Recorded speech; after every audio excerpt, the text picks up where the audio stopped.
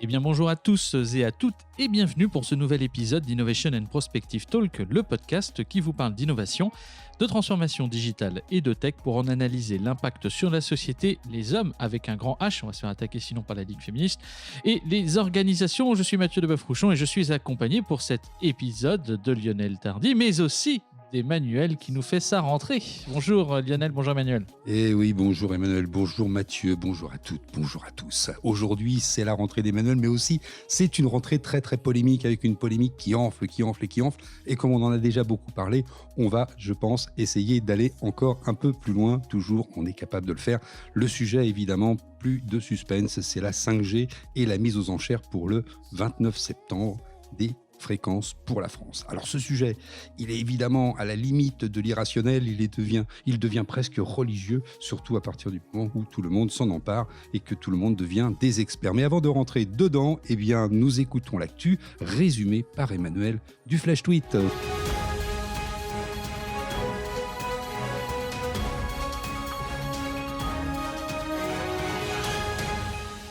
Bonjour Emmanuel. Bonjour Mathieu, bonjour Lionel, bonjour à vous qui êtes fidèles au rendez-vous et heureuse de vous retrouver pour cette chronique du Flash Tweet. Rendre la vue à un aveugle, il y a aussi une tech pour ça, pourra-t-on dire bientôt. Aussi incroyable que cela puisse paraître, une équipe de scientifiques à Melbourne en Australie s'apprête à tester un nouvel appareil. C'est une interface homme-machine censée faire parvenir des images au cerveau d'une personne atteinte de cécité. À la manœuvre, l'université australienne Monash, qui a créé un appareil unique en son genre, capable de restaurer la vision des aveugles en utilisant une technologie issue des smartphones et de micro-électrodes implantées dans le cerveau. Le système a déjà fonctionné avec succès sur des moutons.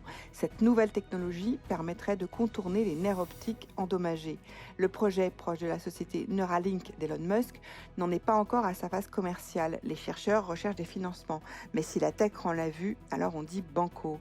Mais cette semaine a aussi été marquée par l'accélération de la transition écologique portée par la tech. C'est d'abord Phoenix, une start-up française qui a créé des moteurs de bateaux bio-inspirés. C'est aussi iDrive Plus, une jeune pousse chinoise qui va faire circuler des véhicules autonomes de nettoyage dans les rues. C'est encore SpaceX qui repousse les limites de la fusée réutilisable, synonyme de recyclage spatial. À retenir également cette semaine, dans les 50 news publiées par le Flash Tweet, des chercheurs intègrent un mini-écran LCD dans une lentille intelligente. Apple Car devrait bientôt arriver en France. Microsoft prouve la viabilité des data centers sous-marins. OVH lance un cloud souverain européen avec un partenaire allemand. Facebook lance Infinite Office, un espace de travail en VR et dévoile des Ray-Ban connectés. Et enfin, Snap va monétiser ses apps mini. Enfin et surtout, Google et Facebook annoncent viser la neutralité carbone en 2040, tout comme la Banque Postale sur l'ensemble de ses activités bancaires. Alors si elle relève le challenge, la banque aura 10 ans d'avance sur la date limite fixée par les accords de Paris. Transition écologique, on vous dit. Voilà, c'est fini pour aujourd'hui. Pour retrouver l'intégralité du Flash Tweet Hebdo, rendez-vous sur le site du Flash Tweet. Et pour des nouvelles fraîches, on se retrouve sur Flash Tweet à 7h30 et 19h30 pour le replay. Je vous dis à la semaine prochaine. Prenez soin de vous. À vous les studios pour la suite de ce podcast. Innovation and Prospective Talk, 100% Transphonum. #stay tuned.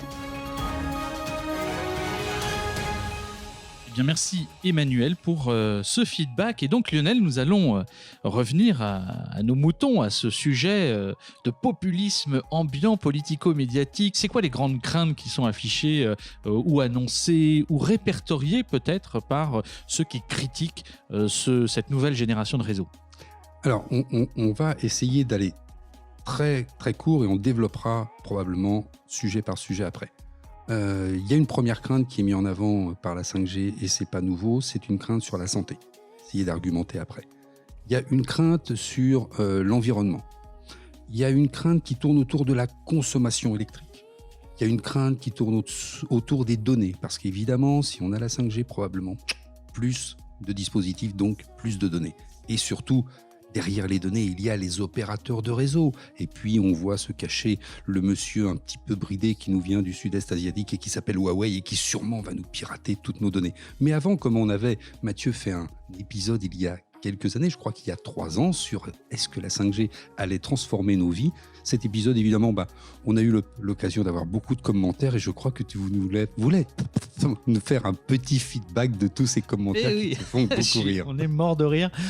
C'est exactement le 28 février 2017, soit il y a 3 ans et demi, on avait fait un épisode sur notre chaîne YouTube qui s'appelle Digital Man, j'aurais réussi à le placer, qui s'appelle toujours Futur Réseau 5G, Évolution ou Révolution. Et là, on a tous les simplets, tous les rigolos qui sont venus nous poser des questions, des remarques bien généralement bien rigolotes. Et donc, on en a quelques-uns qui nous ont qu'on a adoré. Alors, ça va de rendre les gens malades et les tuer et pour avoir plus de vitesse est tout simplement ridicule et criminel. Ces compagnies ne pensent qu'à faire des dollars sur le dos des gens, une bande de criminels. Très pertinent.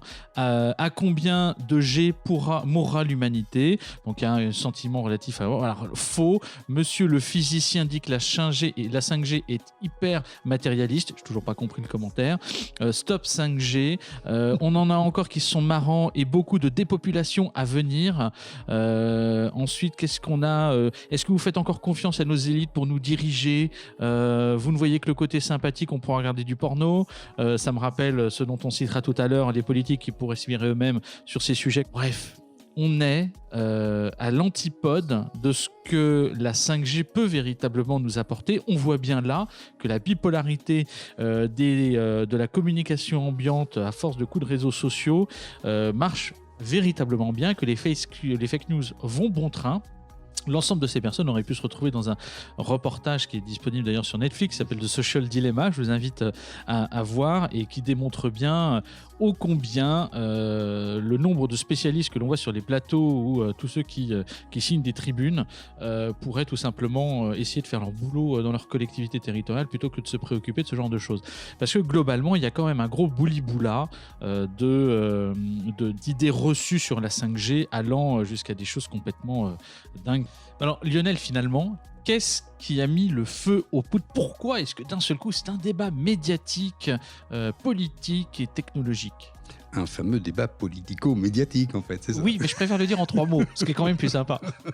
Alors, ce qui a mis le feu aux poudres, c'était il y a quelques jours dans le journal du dimanche, c'était donc un dimanche, c'était le 13 septembre, on a vu des personnes qui faisaient partie d'ONG, d'associations, de partis politiques, beaucoup dirigés par les écologistes, mais il y avait la France Insoumise, il y avait des divers gauches, il y avait du Parti Socialiste, du Parti Communiste, et c'est une tribune donc, où 70 élus.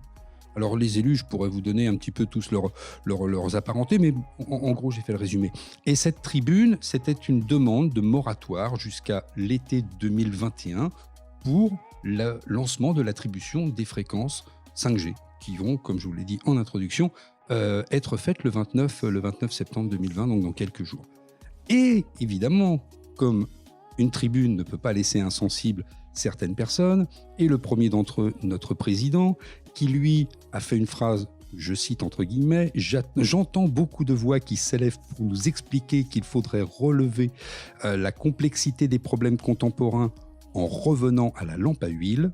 Je ne crois pas que le modèle Amish permette de régler les défis de l'écologie contemporaine. » Phrase sortie de son contexte naturellement par les putaclics que nous connaissons tous, si je ne me trompe pas. Exactement. Et donc on voit bien que si la société que l'on connaît aujourd'hui avait toujours refusé le progrès, on pourrait se dire qu'on serait encore aujourd'hui sûrement aux lampes à pétrole, probablement pas avec des machines qui nous permettent de tous nous nourrir de façon parfois un peu trop importante, mais au moins tous nous nourrir quasiment sur cette planète, à part 250 millions de personnes qui sont vraiment dans la détresse alimentaire. Sur 7,5 milliards, c'est quand même pas mal en termes de résultats. Et bien tout ça, c'est certes l'énergie d'un côté, les machines et l'invention humaine, donc l'innovation qui au fil des ans nous a permis d'en arriver là. Alors on peut dire stop à l'innovation, c'est bien, on a atteint le Graal, on est au sommet, mais comme l'humain dans ses gènes est toujours un petit peu dans le toujours plus, on doit pouvoir se dire qu'il faut accepter l'innovation, il faut accepter de la jauger, il faut accepter de la critiquer, il faut accepter de prendre des mesures. Je pense qu'il y a des voitures qui vont à 250 km/h, mais pourtant, on a pris des mesures pour limiter la vitesse sur un certain nombre de routes. la technologie nous permet de faire des choses, mais on est aussi capable de prendre des décisions pour en limiter un certain nombre d'impacts. Mais freiner la création des voitures, tout simplement parce que peut-être que demain, elles pourraient faire des accidents, c'est évidemment supputer beaucoup de choses, et puis c'est surtout prendre du retard sur les autres. Mais je crois qu'il y a un certain nombre d'arguments qu'on pourrait essayer de mettre en exergue. Donc avant d'essayer de faire le point sur les choses qui sont posées comme questions et les fausses réponses que l'on amène, eh bien, est-ce que toi, tu as un avis particulier sur ces grandes questions qui sont posées notamment par cette tribune ? Globalement, je pense que en tout cas, ça n'engage que moi, et les propos n'engagent toujours que moi quand naturellement nous parlons. On est de manière très générale sur des usages qui sont portés quand, je ne sais plus si le maire de Grenoble parle qu'on va regarder des films porno grâce à la 5G. C'est Monsieur Piolle qui est quand même quelqu'un qui aujourd'hui est très en pointe pour peut-être être candidat écologiste à la présidentielle dans 2 ans. Donc, je pense qu'on ne prend pas le bout du problème par le bon endroit, dans la mesure où aujourd'hui la 5G offre un champ des possibles exceptionnel, pas forcément pour le débit de notre téléphone portable, quoique bien entendu on va pouvoir en parler, mais aussi dans la capacité de voir des voitures autonomes arriver, enfin en tout cas de permettre une connexion avec un débit suffisamment important pour laisser passer tout un tas d'informations pour que ces véhicules qui sont peut-être pas autonomes à 100% soient au moins dans une conduite assistée connectée convenablement, qu'on puisse avoir de la télémédecine, que ce soit de la vraie télémédecine, quoique il y a des choses qui se passent aujourd'hui grâce à la 4G parce qu'on peut faire de la visio, mais c'est pas de la vraie télémédecine au sens où nous on l'entend quand on est sur les salons comme le CES ou d'autres où on voit les cas d'usage qui sont extrêmement intéressants, du zéro latence notamment, comme il y avait eu sur le Mobile World Congress, la possibilité de télécommander à distance depuis le salon une voiture qui était sur un circuit, donc même s'il y avait du câble entre les deux et puis une antenne 5G qui diffusait, ça laissait un champ des possibles exceptionnel.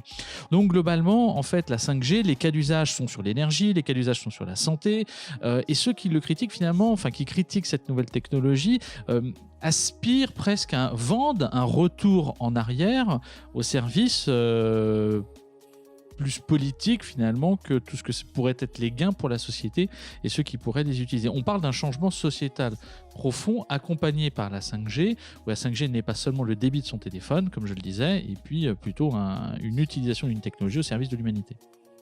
Eh bien, voilà un avis qui est une sorte de cri révolutionnaire en disant arrêtez de nous beurrer les lunettes. Ouais, tu le dis, tu le résumes très bien, mais on dit souvent dans le digital, il faut se virer soi-même quand on se sent incompétent, mais là c'est de l'incompétence inconsciente, donc il faut vite que faut pas que la classe politique s'empare de ce débat au regard des élections dans un prisme électoral. Il faut vraiment voir ça dans un contexte d'évolution globale. Et ça, je pense qu'aujourd'hui, on n'y est pas du tout. Et puis surtout, on n'a pas de boule de cristal.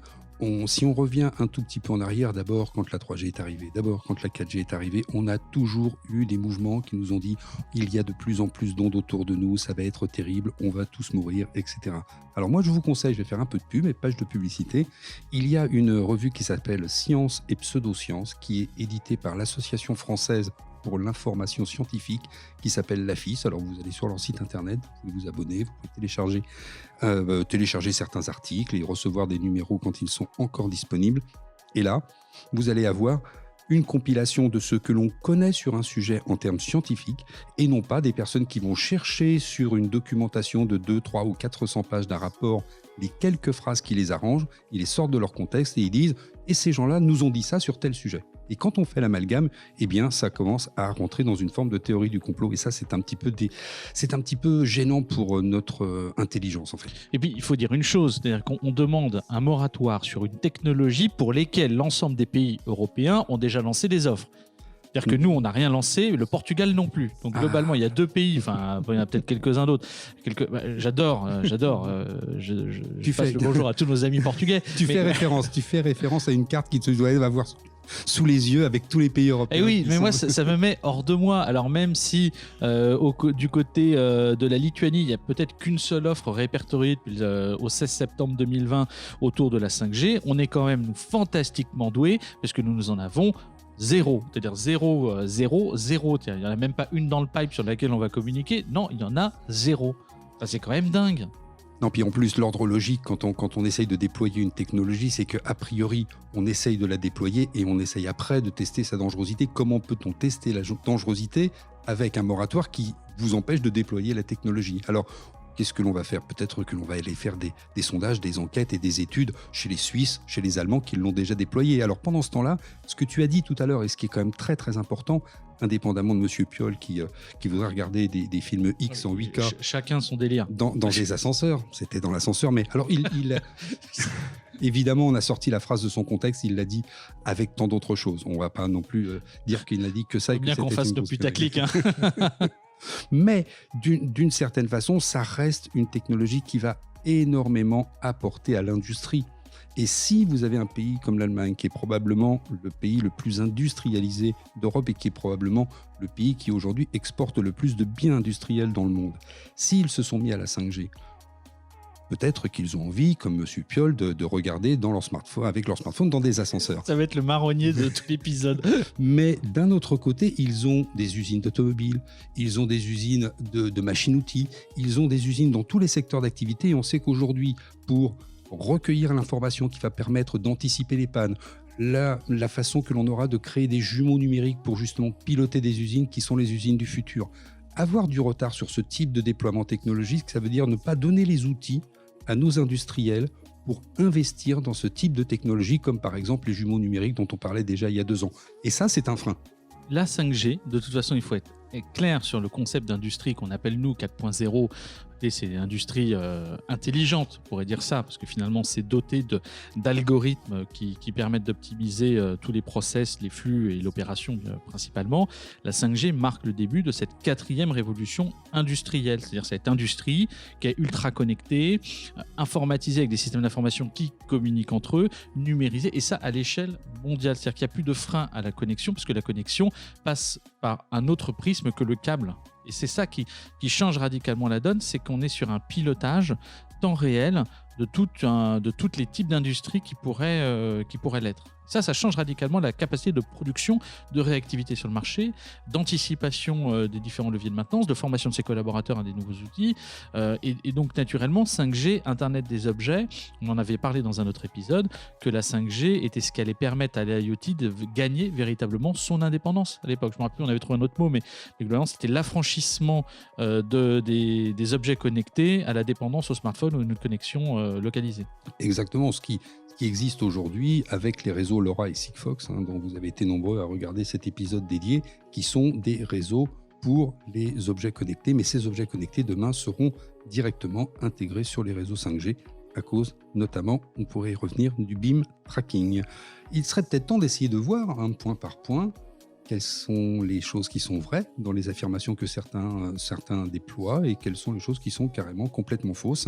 Moi, je me souviens d'une petite vidéo, tu dois peut-être avoir quelque chose à dire, c'est un élément qui était assez surprenant. On était en pleine période très très trouble, au début du premier trimestre 2020, avec cette arrivée de cette pandémie mal maîtrisée, mal connue, mal appréhendée par à la fois les politiques, mais surtout les médecins, et alors encore plus par la population. Et on voyait des habitants, je crois que c'était en Irlande ou peut-être en Angleterre, en tout cas c'était dans l'un de ces 2 pays, qui vilipendaient. Qui vilipendaient et qui les Voilà. faisaient tomber. Qui vilipendaient des ouvriers, des opérateurs télécoms qui fabriquaient, qui mettaient en place des antennes 5G en leur disant « mais arrêtez, la 5G donne le Covid ». Alors pour toi, est-ce que la 5G donne le Covid? Non, mais c'est-à-dire que pour moi, la Terre est plate. Donc tu comprendras que par défaut...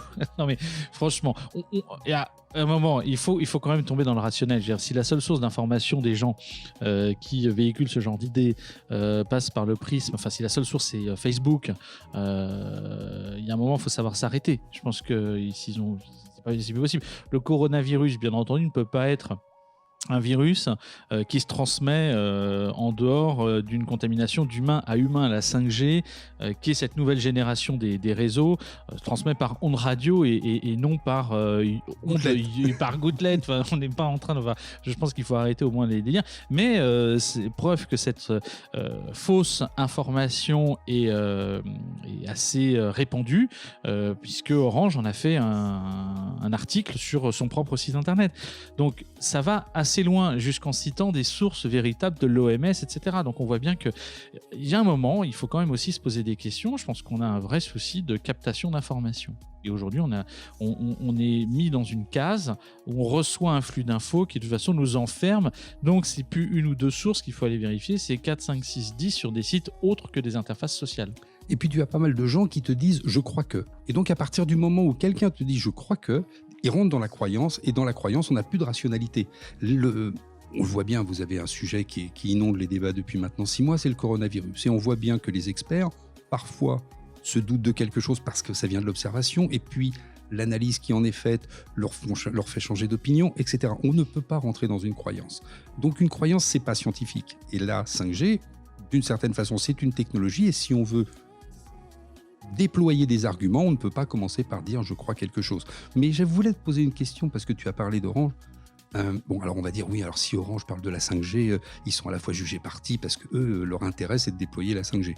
Leur intérêt, c'est de toute façon de servir les meilleurs réseaux pour leurs utilisateurs. Et on sait très très bien pour ceux qui vivent dans les grandes métropoles et notamment certains endroits qui sont extrêmement denses, pour les opérateurs télécoms, il y a ce qu'on appelle des puits de trafic où il est très difficile de se connecter parce que toutes les cellules du réseau cellulaire sont à saturation.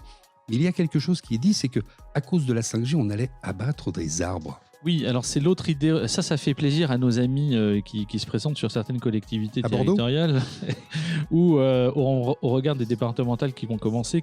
Donc c'est ce bouli-boula politico-technique qui n'est pas forcément très intéressant. Mais est-ce qu'on va abattre des arbres pour la 5G ?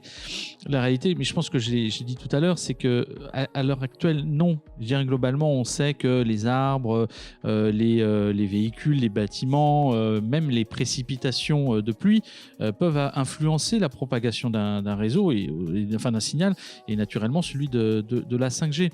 Mais globalement, si on parle de ce type de choses, notamment des arbres, une feuille d'arbre peut avoir un impact sur un réseau. Mais oui, quand on parle d'ondes millimétriques, qui de toute façon n'est pas à l'heure actuelle une technologie qui sera déployée pour la 5G. Donc je pense qu'il faut remettre l'église au cœur du village et se reposer les bonnes questions. On parle d'un réseau avec toute l'incidence, et je ne dis pas qu'il faut nier l'impact que ça peut avoir à un moment ou à un autre sur la santé, mais en tout cas, il faut arrêter de tergiverser et de se poser des questions métaphysiques. Je dirais qu'il faut avancer. Si on rate encore une fois cette révolution technologique, on rate peut-être celle qui va nous ouvrir les portes d'un monde totalement différent en termes de communication et de capacité. On l'a vu pendant le Covid, notamment le confinement, d'échanges, de connexions, le nombre mais tu en parleras peut-être de l'empreinte carbone, de tous ces déplacements qu'on va optimiser, etc. La présence humaine ne sera peut-être plus nécessaire de manière physique à l'endroit où on sera attendu. En tout cas, ce qui est sûr, c'est que la 5G qui va arriver, dont on va essayer de vendre les fréquences aux différents opérateurs quand on s'appelle l'État et que l'on veut faire rentrer un petit peu de sous. Je ne vais pas rentrer dans la technique, mais ils vendent par tranche de 10 MHz les différentes fréquences aux enchères, et puis les opérateurs se positionnent pour essayer de prendre les meilleures fréquences, parce qu'il y a des fréquences justement qui sont arrêtées plus ou moins facilement, même dans une gamme d'ondes. Et la 5G va opérer sur des gammes d'ondes qui va de 700 MHz jusqu'à 3,8 GHz, ondes qui généralement sont déjà largement exploitées, soit par les militaires d'un côté, soit par déjà nos opérateurs avec la 2, la 3 et la 4G.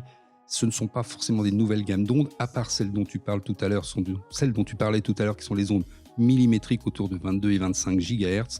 Aujourd'hui, on parle d'ondes qui sont des ondes du quotidien, dont celles que l'on a dans notre box Wi-Fi qui fait du 5 GHz avec ces doubles réseaux de 2,4 et 5 GHz.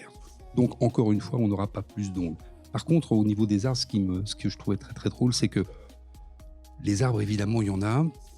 C'est vrai que les réseaux passent très très mal en forêt. Donc c'est vrai qu'il y a assez peu d'habitants en forêt, oui. Et que généralement les opérateurs télécoms, ils essayent de placer leurs pylônes au-dessus au-dessus d'une colline, au-dessus d'un château d'eau, pour que ça porte. Voilà, c'est l'effet parapluie. Donc voilà. Encore une fois, on ne coupe pas les arbres, et encore une fois encore, les opérateurs, s'ils veulent déployer rapidement la 5G, ils vont venir se greffer directement sur les pylônes existants, puisqu'on reste sur des gammes d'ondes qui ont la même portée que les ondes actuellement diffusées en 4G. Les antennes mères et les antennes filles, qui sont aussi une des particularités de ce réseau. Oui, mais alors les antennes mères et les antennes filles, tu es en train d'ouvrir sur les ondes millimétriques. Oui.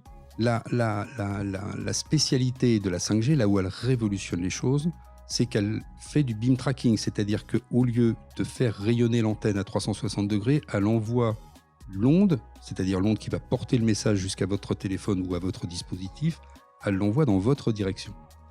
Ce qui veut dire que si je l'envoie dans votre direction, je ne l'envoie pas dans toutes les directions. Si je l'envoie dans votre direction, je consomme moins d'énergie que pour l'envoyer dans toutes les directions.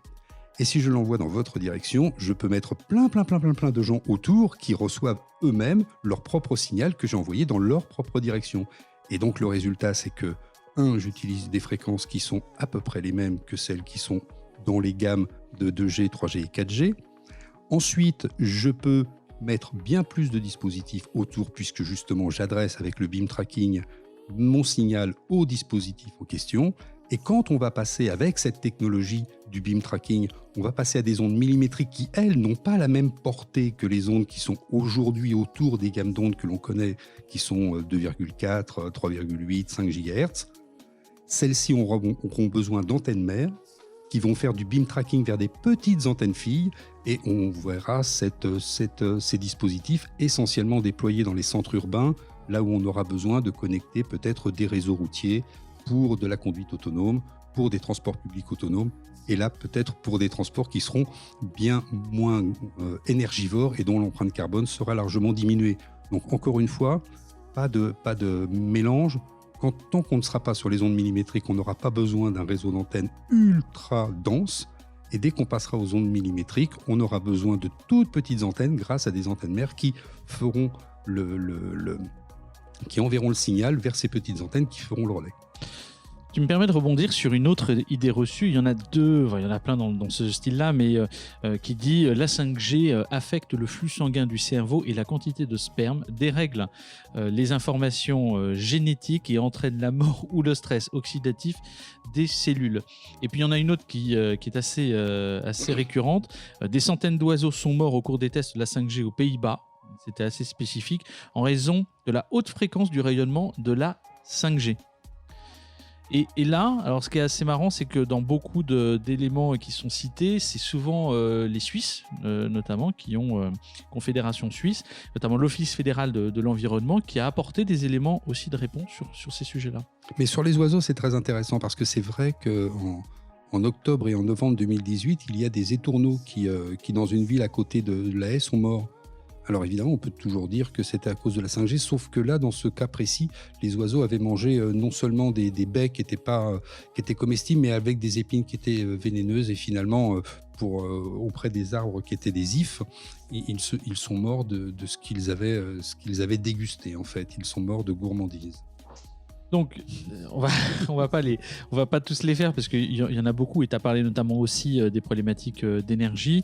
Globalement, je pense qu'il faut peut-être aborder la 5G avec une forme d'humilité dans la mesure où, oui, on ne sait pas tout, mais en même temps, il ne faut pas tomber dans le travers des fake news à tout va, orchestrés par des mouvements idéologiques, pour pas forcément dire politiques, mais idéologiques, voire même des fois qui ont tendance à tourner sur le sectarisme.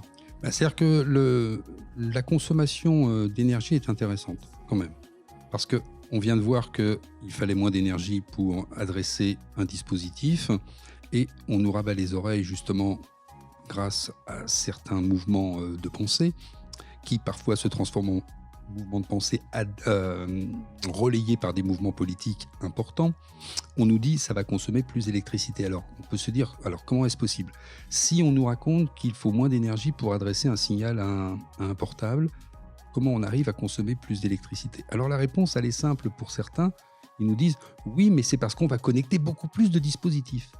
Mais si on connecte beaucoup plus de dispositifs, peut-être qu'il va y avoir des économies d'énergie induites. Quand une industrie peut s'auto-gérer, peut s'auto-diagnostiquer grâce, ce que je disais tout à l'heure, à des jumeaux numériques, peut-être que l'on aura moins besoin de salariés qui viendront 24 heures sur 24 piloter l'usine.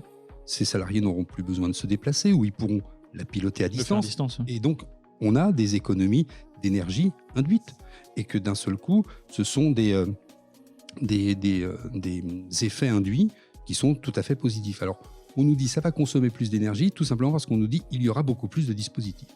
Moi, je vais pas me retrouver avec 5 téléphones portables. Effectivement, si je me déplace pas et que je fais tout depuis la maison, ça a aussi d'autres avantages en termes d'empreinte d'empreinte carbone.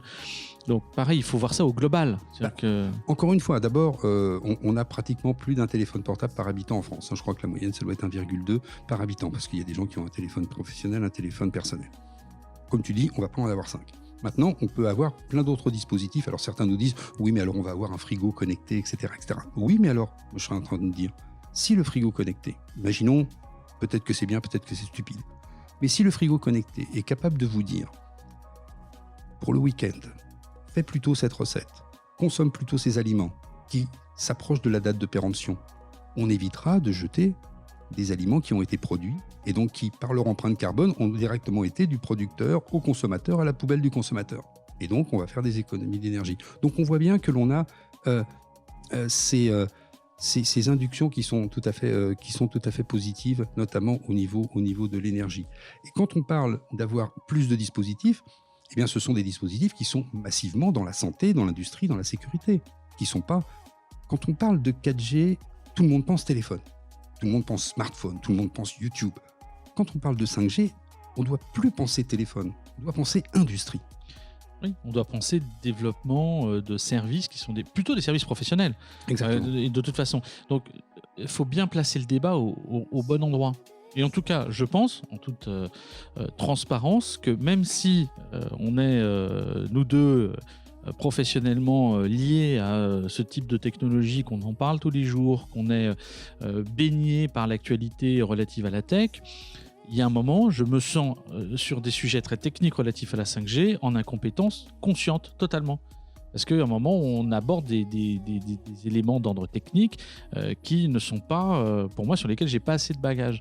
Et aujourd'hui, bien qu'il y ait beaucoup d'experts qui en parlent, il y en a finalement très peu qui sont aujourd'hui, je dirais, pas forcément pertinents, mais qui ont une vision totalement transverse du champ des possibles, de l'impact environnemental réel et de tout ce que ça pourrait apporter. Donc effectivement, la complexité de parler de la 5G, c'est tout cet environnement qui n'est pas forcément simple à aborder au prime abord. En tout cas, ce qui est sûr, c'est qu'on pourrait aussi parler de ce que disent certains. Oui, la 5G, c'est bien, mais la 4G nous suffit amplement et il suffirait aux opérateurs déjà d'équiper, de couvrir ce qu'on appelle les zones blanches, c'est-à-dire des zones qui, en France, ont probablement trop peu d'habitants au kilomètre carré pour que ce soit très rentable de mettre des pylônes. C'est une idée qui est intéressante. Mais est-ce que la 4G nous suffit ? C'est drôle parce que ce débat, on l'avait exactement à l'identique quand la 4G est apparue il y a une dizaine d'années. On disait mais la 3G, ça suffit. Avec la 3G, qu'est-ce qu'on faisait ? On faisait des choses super. On pouvait écouter de la musique en streaming, on pouvait envoyer des mails, on pouvait envoyer des photos, des MMS, etc. Et puis avec la 4G, on a commencé à regarder des films. Et il y a des tas de personnes qui aujourd'hui, parce qu'ils ont entre 50 et 100 gigas de données autorisées par leur opérateur de consommation de data par mois, qui regardent directement des films quand ils sont dans le TGV, quand ils sont en week-end, ils n'ont plus besoin d'aller partir avec une antenne quelque part. Et puis on a des magnifiques services développés en France comme Molotov qui peuvent vous permettre de mettre dans votre téléphone, si tant est qu'il est en 4G avec pas mal de data, qui vous permettent d'avoir toutes les chaînes de télé nationales directement dans votre poche. Donc on voit bien que à chaque révolution de télécommunication viennent de nouveaux usages. Et aujourd'hui, on serait bien devin si on pouvait vous dire la liste de tous les usages. On en imagine un certain nombre, et ça c'est certain que ceux-là existeront, et les opérateurs d'ailleurs ne se priveront pas d'avoir de multiples tarifs, notamment des tarifs pour les industriels, notamment des tarifs pour les spécialistes ou des professionnels de santé, etc. Et nous, on restera, n'en déplaise à Monsieur Piolle, probablement avec des dispositifs qui, certes, pourront recueillir de plus en plus d'informations en quelques secondes. Aujourd'hui, on est rentré dans l'ère de la vidéo et je ne sais pas si on aurait pu aussi bien résister à un confinement et si les politiques auraient pu mettre des pays entiers en confinement si on n'avait pas eu tous les progrès du numérique qui ont permis, certes, aux premières et aux deuxièmes lignes, parfois de continuer à pouvoir se déplacer parce que les systèmes électroniques, des trains, des feux continuent à fonctionner, mais surtout toutes les fonctions des entreprises, que ce soit des fonctions R&D jusqu'aux fonctions d'enseignement de l'autre côté, vous avez des personnes qui ont pu continuer à travailler, complètement grâce au numérique, complètement grâce au réseau. Et parfois, n'en déplaise à ceux qui vont habiter en Lozère, et bien même eux là-bas, ils arrivaient à suivre des cours en ligne et continuer à faire leur année scolaire et à appréhender les choses de la vie. Donc on voit bien que la résistance au changement et à l'innovation, problème qui n'est pas neuf, n'est pas en train de se terminer et que globalement la 5G va faire encore couler beaucoup d'encre. Est-ce qu'on a encore quelque chose à rajouter? Est-ce que tu penses qu'on a traité une partie du sujet? Parce qu'on ne peut pas tout traiter. En tout cas, c'était peut-être un épisode inaugural. La 5G ouvrira-t-elle le champ de la mobilité après la 4G qui a ouvert celle du film et du contenu vidéo dans notre portable? À voir si effectivement on va pas aussi sur ce type de terrain. Et puis pour ceux qui pensent que l'humain, son génie pourra un jour s'arrêter d'inventer parce qu'il peut se satisfaire honorablement de ce qu'il a aujourd'hui, je les invite à méditer cette annonce de Samsung. Nous prévoyons, dit le Sud-Coréen, la 6G pour 2028. Voilà, et donc nous allons faire un épisode 6G très prochainement pour nous prendre encore plein de scuds au niveau de notre chaîne YouTube. Écoutez, si on a tout dit, c'est déjà un épisode sur lequel on a détouré pas mal d'idées reçues, de concepts autour de la 5G. On y reviendra très certainement. En tout cas, dans les prochains épisodes, on vous parlera aussi de l'aspect Green IT, puisqu'il faut qu'on fasse un épisode sur cette thématique-là.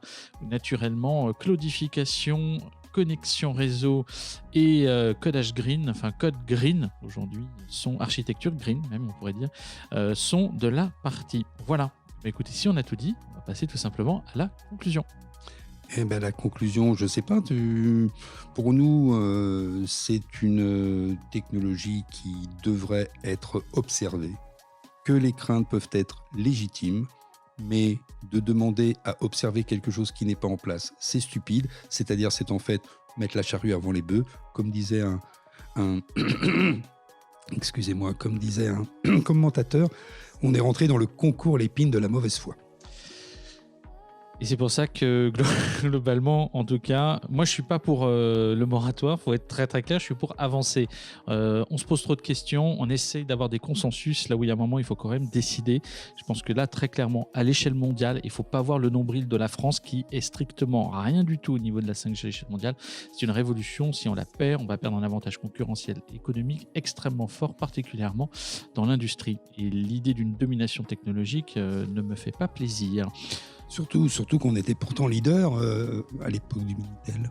Oui, on a été leader sur le Minitel, on a été les leaders sur cette industrie. Ensuite, il y a eu Internet, ensuite, il y a eu l'IA. On n'était pas là. Le cloud. Le cloud, on n'est pas là. Et globalement, il y a un moment, la 5G, on ne pourra pas être à terme. Et sur le long terme, je dirais l'Europe ou la France ou le pays de la volonté de l'arbitrage régalien. Faut avancer technologiquement pour être au rendez-vous de cette guerre technologique qui aujourd'hui est particulièrement présente. Et on est quand même coincé entre d'un côté les Asiatiques et de l'autre côté les États-Unis. Donc globalement, la 5G en Europe, elle continue sa progression. Et pour l'instant, en France, on est quand même relativement passif. On s'approche des starting blocks. Mais je voulais préciser quelque chose. C'est un ancien dirigeant de Google qui disait que le respect de la vie privée était une parenthèse de l'histoire. Voilà, et nous terminerons sur cette citation qui pourrait nous faire penser à Black Mirror. Merci à tous d'avoir écouté Innovation and Prospective Talk. Alors je vous rappelle que vous pouvez nous retrouver sur l'ensemble des plateformes de podcast ainsi que sur notre site internet innovationtalk.tech. Et si vous avez aimé cette émission, on vous invite tout simplement à mettre 5 étoiles, un pouce vers le haut, à partager la bonne parole sur les réseaux sociaux, que ce soit Facebook, Instagram, Twitter ou encore LinkedIn avec un seul hashtag IPT Podcast tout attaché. C'était Mathieu Deboeuf-Rouchon en direct des studios accompagné d'Emmanuel et du célèbre Lionel Tardy. Et Mathieu, aujourd'hui, on est... Décidément, j'ai ce chat dans la gorge. Covid, c'est parti. Mais ouais, ça s'appelle un chat dans la gorge. Hein. C'est comme les gens qui vont avoir la grippe, ça s'appelle la grippe. Hein. Faites attention. Et le corps au pied, ça s'appelle le corps au pied. Hein. Le Covid n'est pas partout. On a subi les rayonnements de la 5G, une pauvre. Donc Mathieu, aujourd'hui, on faisait un retour sur ce débat qui commence à être roulé autour de la 5G, notamment en France, évidemment, et qu'entre-temps, eh bien, tout le monde est reparti dans les transports et au travail. Donc on continue à prendre tous soin de tous et nous donnons avec toi, Mathieu et Emmanuel, on vous donne rendez-vous la semaine prochaine où on continuera sur de la résilience écologique, green IT, etc., etc., etc. Bye bye.